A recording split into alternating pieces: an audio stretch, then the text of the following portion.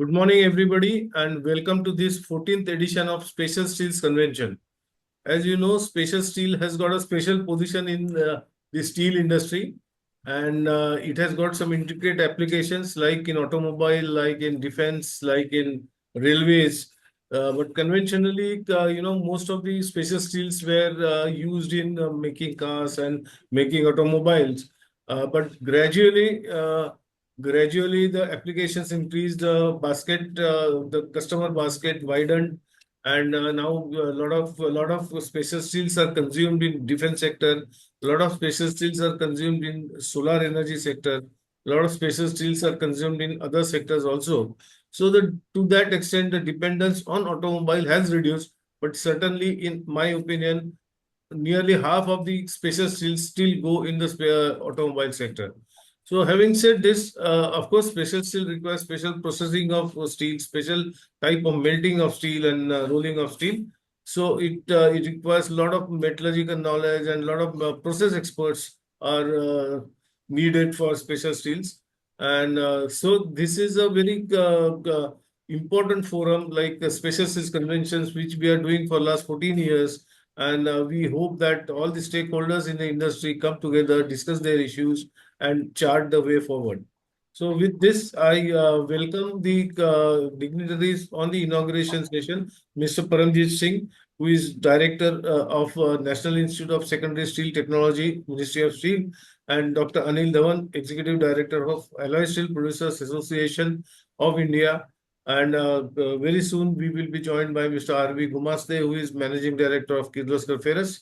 So welcome, Mr. Paramjeet, and welcome, Dr. Anil Dhawan. And we will start with Mr. Paramjeet Singh. Please. Thank you, Dr. Mr. Chandekar. I think first of all, I congratulate you for this 14th Steel Special Steel Convention, and I think you are organizing such programs very frequently, and every year you're organizing this program, and this is very much, you can say, beneficial for the industry to make them understand what is the scenario and where the special steels are required and how the demand is growing. If we talk about the special steel, then I would say we are importing, our country is presently importing a lot of, you can say, special steels from Japan, China, or you can say other countries, even from the Europe. So we need to focus more on the, you can say, quality of the special steel. But I have seen that according from my experience and the interaction from the industry. So we are having the capability and the capacity to produce all type of steel, and we are able to, you can say, meet the quality parameters which is desired by the user industry. However, somewhere we are lacking in the consistent supply of the quality of the steel. I think by utilizing the latest technology like AI or ML or digitization or Industry 4, we can, you can say, improve our quality, and we can increase the consistency in the quality of a material. I can just give you an example of one of the material. I think when I was in ministry, when I looking into the quality control order, and there at that time I have seen that like in ball bearing steel, we outer shell and inner shell, that ring, the material is being produced in the country, but that balls, either it is a spherical ball or it is a round ball which is being used in the ball bearings, the material for that is being imported from from Japan or Europe. I think at our industry like Sunflag and Mukund Steel, they have started the efforts to produce the steel in the country, but somewhere they were lacking in some, you can say, consistency in the quality because of the certain, you can say, presence of non-mechanical inclusions in that material. So we need to focus how we can, because sometimes that material, when it is being supplied to the user, in the smaller quantity, it is okay. When continuous supply is being given, they are facing the problem. So we need to focus more on the quality, consistency of the quality, how we can improve, and we can use the Industry 4, and NIST can play a role in this, because we are in the field of energy audits and in training. And if any type of training is required, industry NIST can play a role, and ministry is also focusing on the green steel production. In that case, NIST has been notified as a nodal agency. We have already notified the registration format as well as the guidelines for the green steel certification. And soon we will, you can say, float the that sheet for the calculation of CO2 emission pattern of the finished steel. As per the direction from the Ministry of Steel, we will soon will start the uh, certification, and I hope that within a month of April we will give first green steel certification. I think those the industry need to more focus on the quality as well as the consistency. So, and how we can reduce the impact on the environment by using the circular economy. All these factors the industry has to take care of it. This is what I you can say. Thank Yeah, you so much. just one, thank you, Mr. Parmjeet. Just one more point. Industry also had come out with the PLI scheme for special seals. Yes, yes, sir. I So, think that the industry need to take the benefit of it. Actually, that industry, this is part two has been released by the ministry. So these special steel making industry, alloy steel making industry, take the maximum benefit out of it by joining that scheme. okay, okay, okay. Thank you very much, Mr. Paramjit. I will come back to you again with Yes, sir. some questions if you don't mind. No issues. Now I would like to invite Dr. Anil Dhawan. Anil Dhawan has been in the helm of affairs in Alloy Steel Producers Association. He's the executive director and he is conversant with all aspects of the industry. So, Dr. Anil Dhawan, your thoughts. Thank you very much. Good morning, Mr. Chandekar, once again, and it's a pleasure to be on this platform. Heartiest congratulations for this conference. And I think your contribution to the specialty steel sector goes a long way in the overall steel segment and the secondary segment because of your dedicated sessions and seminars like this, and also bringing up the focused attention on a few of the alloy steel areas, specific areas. Having said so, thanking you once again, Thanks. complimenting you and your team, and also picking up a very good theme. We move forward. We heartily congratulate, and ASPA as a body always supports your such activities. Thank you, sir. Thank you. Reason being, though alloy long steel is a very critical item in auto, defense, aerospace, nuclear even today. Today, I think we heard that a nuclear power expansion is going to happen, and there is a plan. And therefore, the real producers of alloy steels, they are with ASPA. We are 20 number as of now, which includes every single producer, even that one which has amalgam steel, which is still not gone on production, and even JSR, who is planning to go for long steel production very soon. Every single alloy steel producer in the country is our esteemed member, and they represent, I will say, more than 99% of the total real specialty or alloy long steel production. Yeah. Having said so, I would also say that alloy steel is not only produced in long segment, it is also produced in long and flat. And if I go by the JPC figures, two things are emanating very clear. One, during the financial year 24-25, there have been, including stainless steel is the high-end alloy steel, because it contains nickel and chrome, and therefore, since almost all the stainless steel producers, including JSL, are ASPA members, I thought, and Mr. Bhardwaj also would have definitely brought this point up together, is that alloy and stainless steel now today is a segment, though SS producers have always expressed it as a separate segment. But let me share with you, alloy steel producers also produce stainless steel long steel. And this segment is gradually increasing. Coming back to what I wanted to mention was, today, the total capacity of alloy and stainless in the country has risen to 18 to 20 million ton. 18 we are sure of, 2 we are simply mentioning the ones which are not covered. There is a capability increasing. Now, if that we show, then and the total capacity in the country also is gone up to say 160 million tons. Therefore, It is production you are saying or capacity? this is capacity I'm talking about. Capacity. Okay. I'm coming to production also. Yeah. Once we see that, then I can proudly mention on behalf of alloy and stainless steel producers that the increase in capacity has kept pace with the general increase in capacity of the nation, overall steel. And percentage of this capacity is almost 12.5 to 13% of the total capacity. Yeah. Now, coming to the production figures, the GL production, the only authentic production figures come from JPC.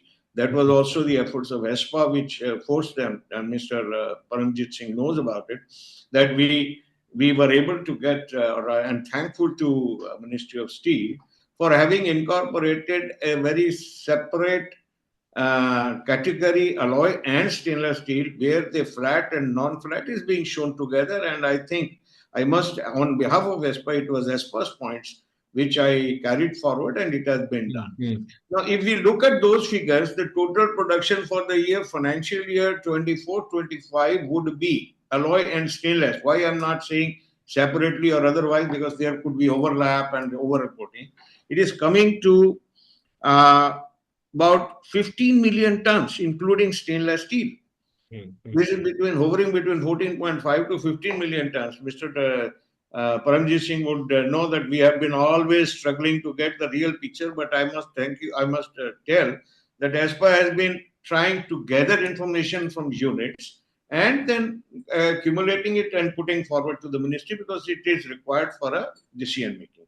Therefore, the production also is, if we see the total consumption of the steel has reached 150 plus, because if we go by 12 to 13 million tons per month, yesterday only we were there on a platform, and the Secretary of Steel was mentioning, it has gone to plus 150 million ton consumption. If you go by that, and the production of 14 to 15 million tons plus import and the marginal export brings that even the percentage of alloy steel consumption in the country is more or less keeping pace with the increase in the consumption in the country. Now, I'm going to reveal a very important aspect, and that is, if you see this percentage as a total percentage of steel consumption, it is more than 10%. It is around 11%. And Mr. Parmjeet Singh, who is I really appreciate his knowledge and experience and his expertise on special steels. See, world over, the percentage of specialty steel, they call it specialty steel, as a percentage of total production is only 6.8%. If world average is 6.8% and our the percentage of consumption of alloy steel is 11 to 12%, I think it goes a long way in telling the push that has been made by the alloy steel producers in increasing consumption in the country. Now, it has not come about just like that. It has come with a very good collaboration of alloy steel producers with auto sector, one. And I must proudly say, in fact, I had been insisting and inviting ministry also in joining our meetings with SIAM, with ECMA, and defense organization called SIDM, that is particularly working only on defense production. Now, this collaboration takes us on a different platform, where one-to-one discussions at the raw material committee level. Now, this is very important, which hardly any other tonnage steel producers, Mr. Parmjeet Singh was handling this, and even today, Minister of Steel handles it. Where is the interaction on one-to-one basis with such levels with the consumption industry, like auto component, defense manufacturers, and now, of course, we are going ahead with talking to aerospace and nuclear interactions. It happens, this is something very unique which we discovered, and I thank Ministry of Steel for this. They initiated one meeting in the steel room, where representatives of ECMA, representatives of SIAM, and I was, that time I had just joined, and I came as a ASPA representative. We all sat together to sort out the import issues.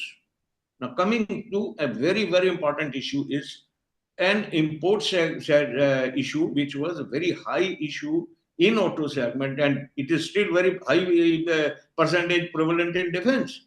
So today, I must proudly say, Mr. Parmjeet Singh was there in that meeting.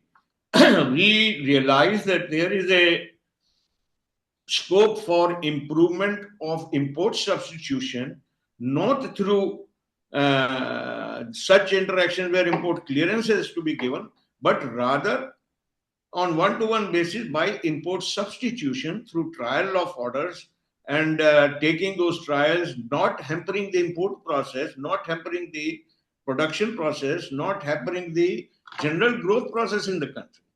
And I think that 6-7 years of the last this phase has brought us, and I'm proudly announcing this.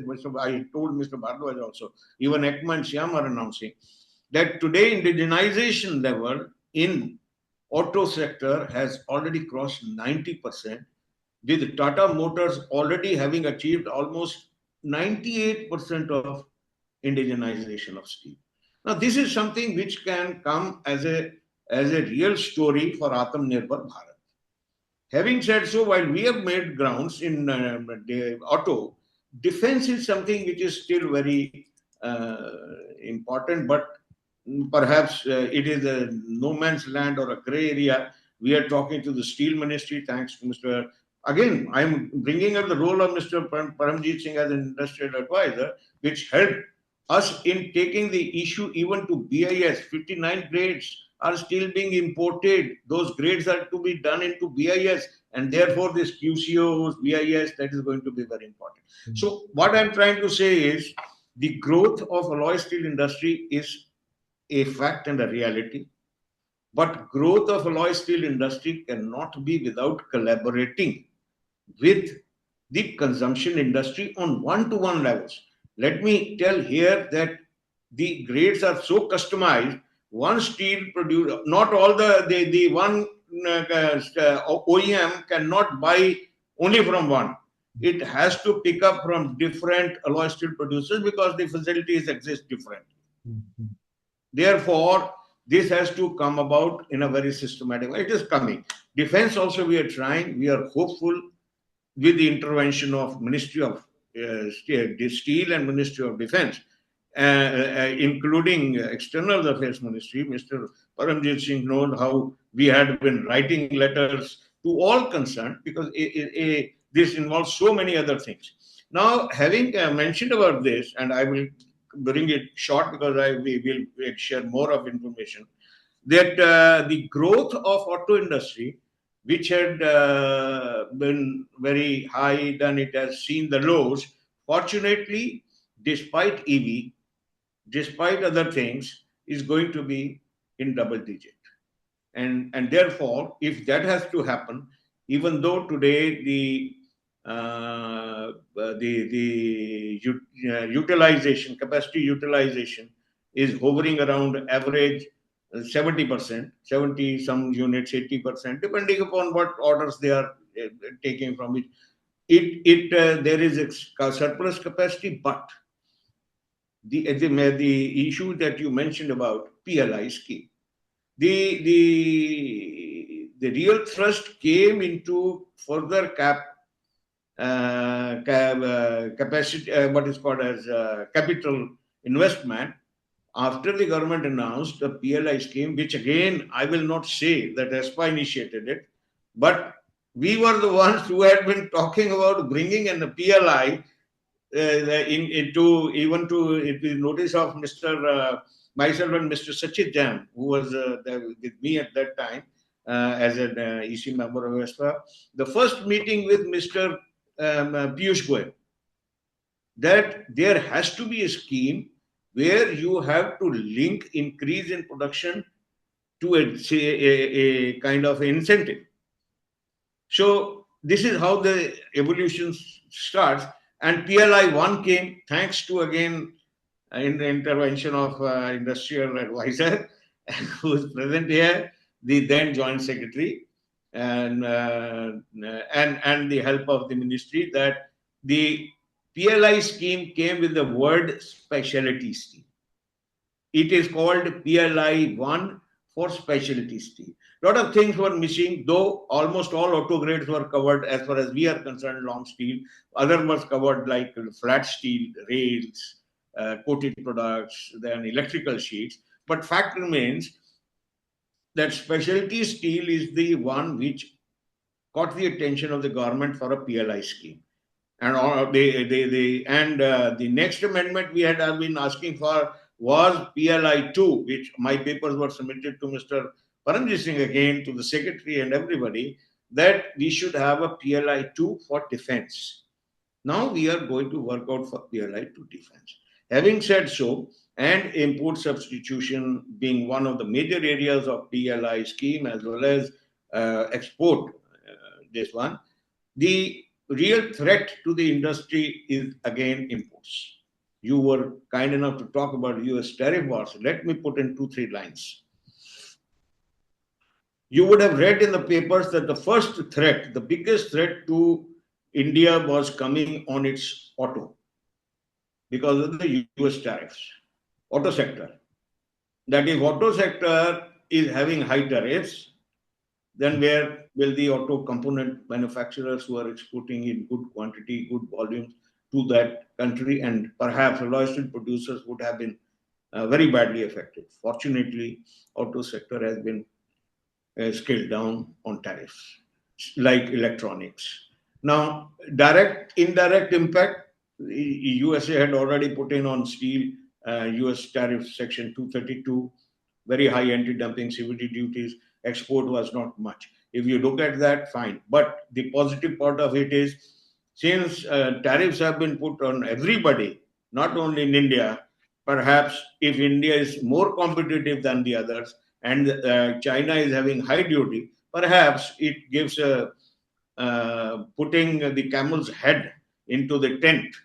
It gives us some scope on equal footing basis. With this, I think once again I thank you and your team for having taken specialty steel as a very special subject. Only one more submission I would like to do it here is, I think we should all collectively work with the JPC to get more and more and accurate data on alloy and stainless steel, because it is very important to have such data for either a growth or a strategy. For example, very important information were needed even for the scrappage policy. And I am not going into the raw material parts, we'll come to later on. But it is very important. For example, you have been also publishing figures of mild steel, but alloy steel data is very, very difficult to get to even at the government level. Thank you very much. Thank you, Dr. Dhawan, for your elaborative and very informative speech. Since you both of you are so much involved in special steels and special steels industry, and you are giving innovate direction to the industry, I cannot stop asking you the important question which is being discussed all over now. What will be the effect of Trump's tariff on the Indian economy in general, steel sector in specific, and the special steel sectors? So, Mr. Parmjeet, can you say something about it?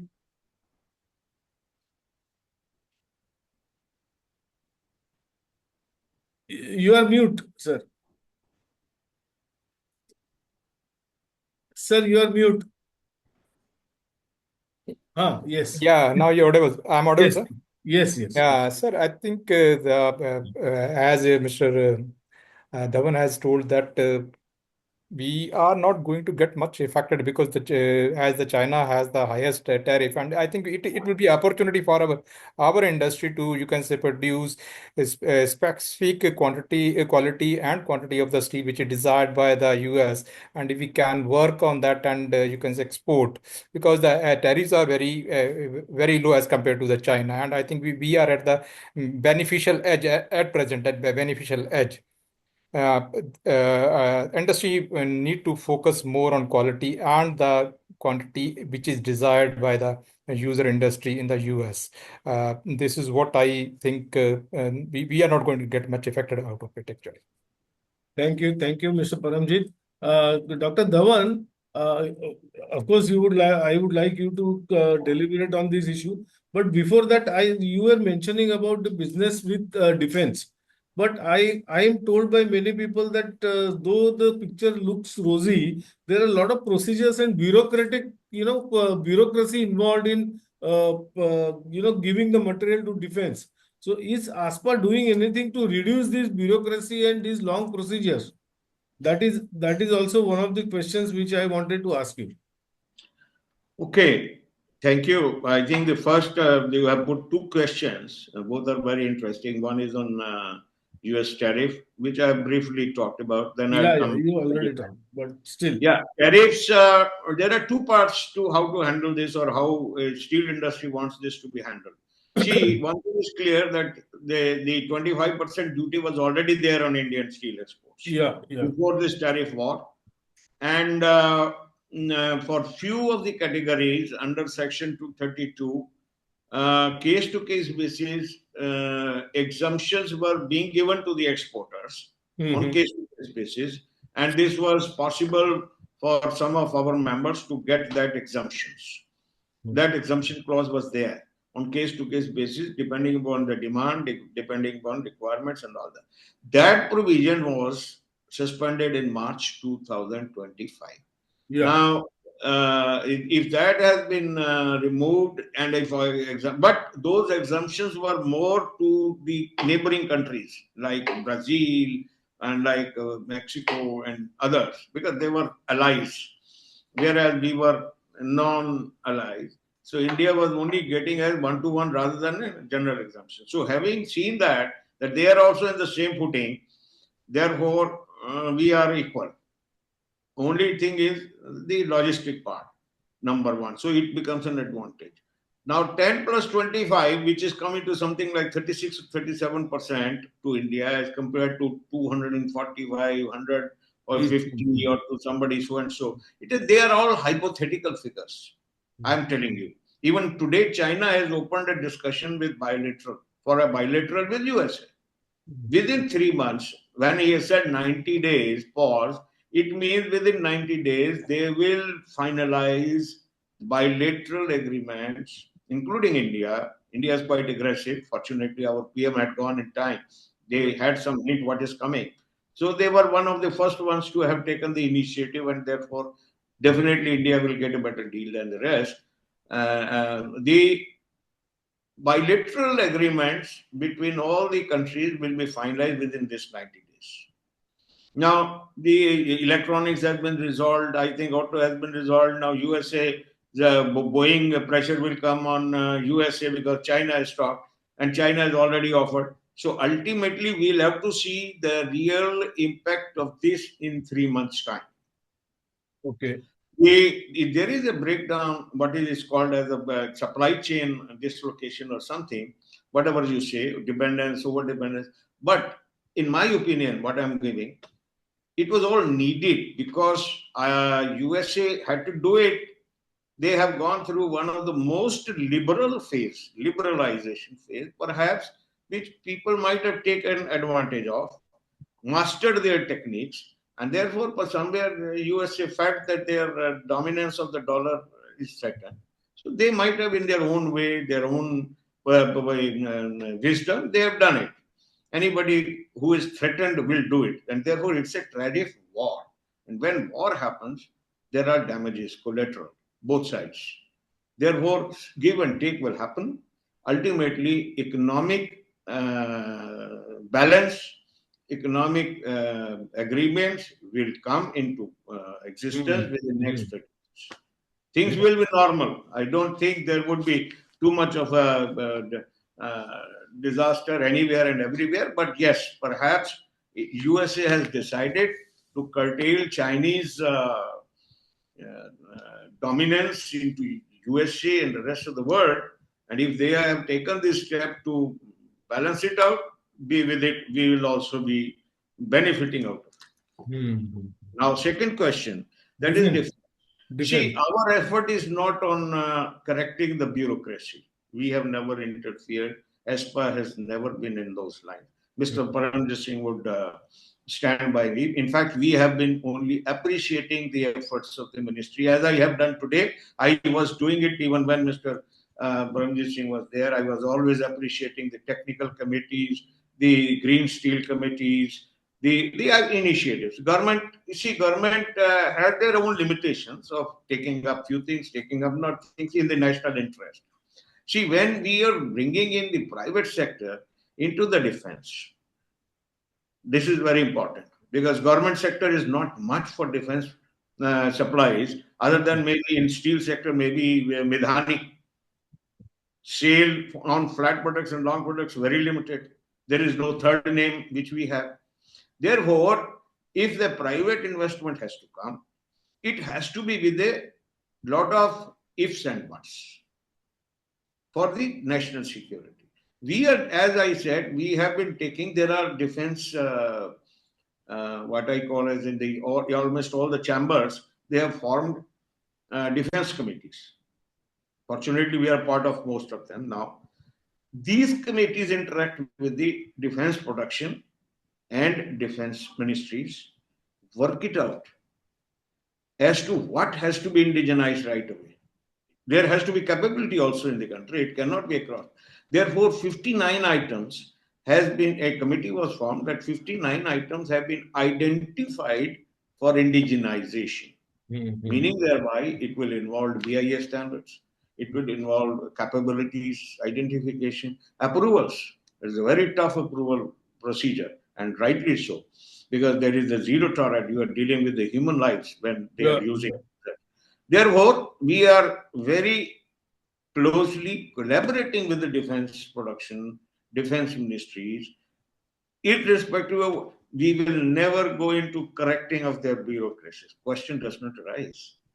We will be working along with them to make sure, and mind you, both Honorable Prime Minister and Defense Minister have been announcing gradually Atmanirbhar policy into defense, public-private investment into defense production, and which is a healthy practice. And as I have mentioned, we are anticipating minimum 7 to 8% growth in defense production indigenously, defense supplies. Defense export has already reached very high. You must have seen those figures. Defense exports, including defense, the steel. Some of our units are export oriented.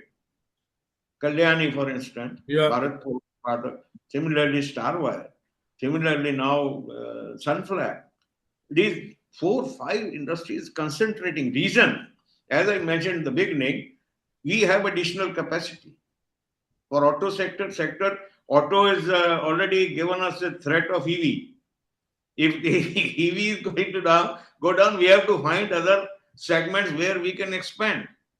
So this was one segment we identified about 4 years ago where we have to concentrate. And I'm proudly telling that today 30% of the alloy steel production is going into defense. Are you sure, sir? Yes, sir. 20%?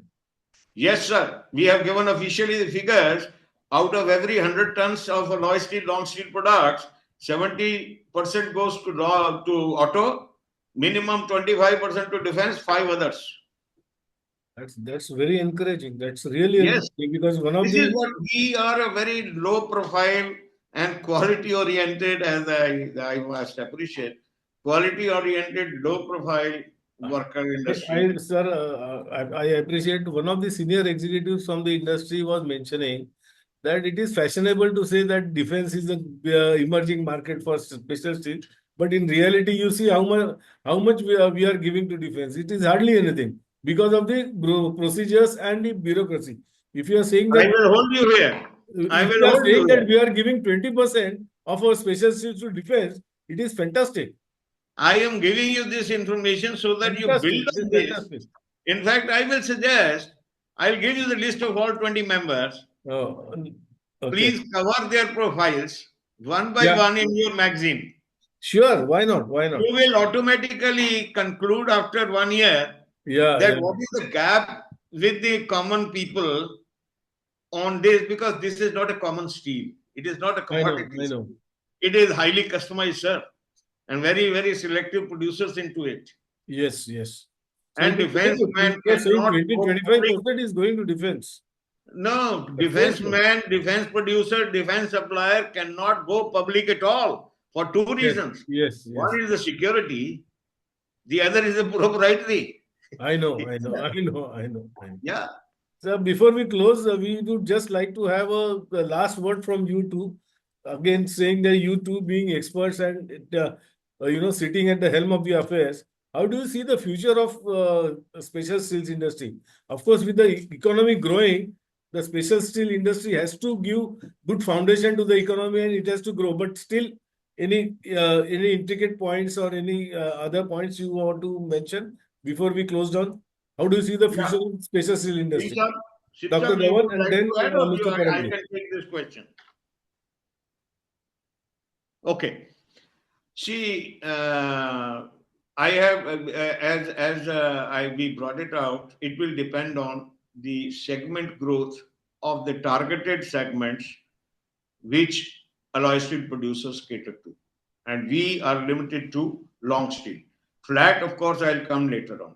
When I talk total alloy steel, then I'll have to Yeah. speak on both sides.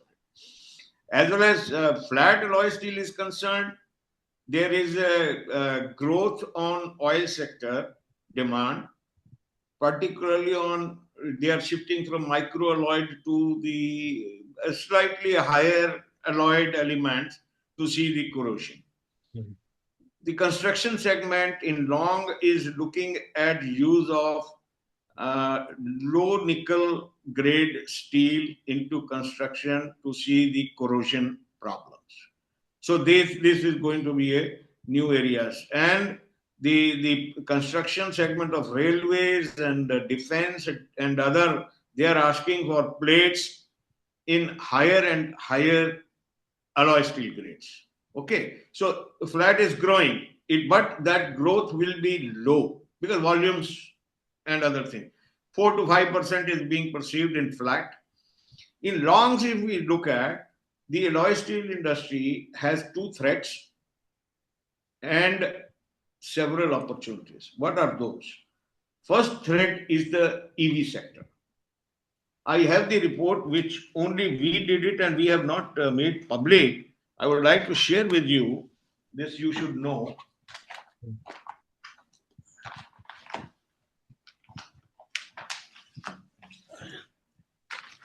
I have that report. I'll show You you. can mention the gist of the report. This is we had done a study. We have a total analysis of EV penetration into alloy steel till 2030, then 2047.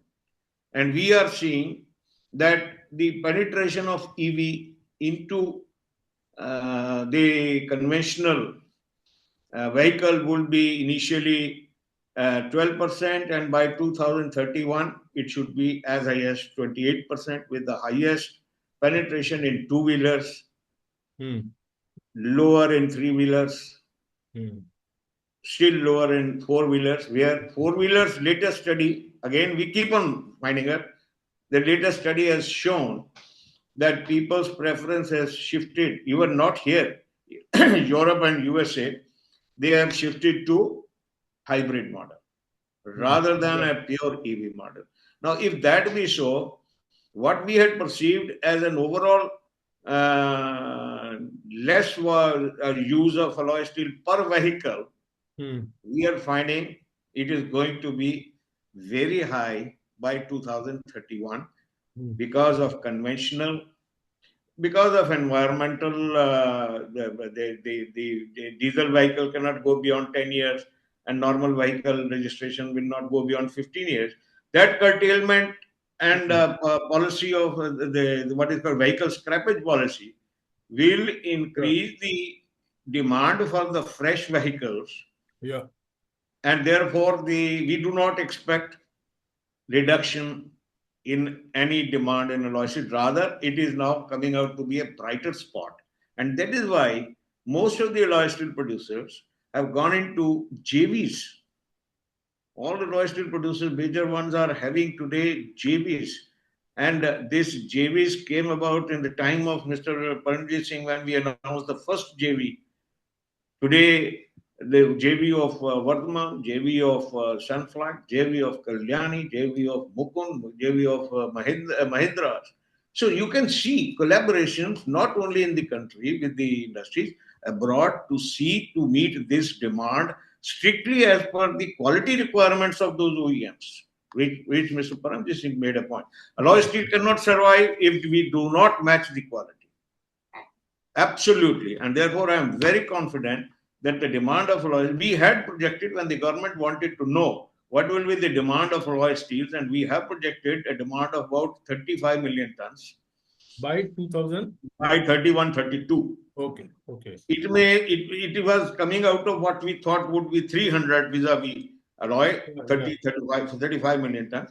10-12% of it will be modulated, but it will be grow.